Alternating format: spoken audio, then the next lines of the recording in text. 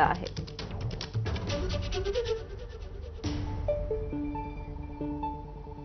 बीड जिल्ह्यात मारहाणीच्या घटना थांबायचं काही नाव घेत नाहीयेत. बीड तालुक्यातील साक्षाळ पिंपरी गावात एका माजी सरपंचानं तरुणाच्या डोक्यात कोयत्याचा वार करून मारहाण केली आहे. या घटनेत तरुणाच्या डोक्याला गंभीर दुखापत झाली असून त्याच्यावर खासगी रुग्णालयात उपचार सुरू आहेत.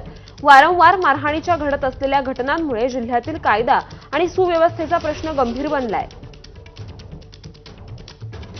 बीड ग्रामीण पोलीस ठाणे हद्दीतील साक्षाळ पिंपरी या गावात रस्त्याच्या कारणावरून वाद झाले होते.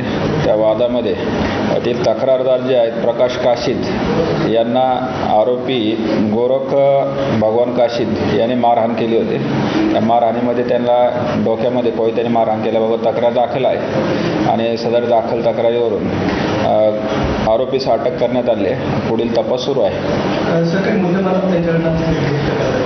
त्याबाबत अजून तपास सुरू आहे. त्याला आज रोजी कोर्टात हजर करण्यात आले. जे रिमांड घेऊन पुढील अधिक तपास करीत आहे.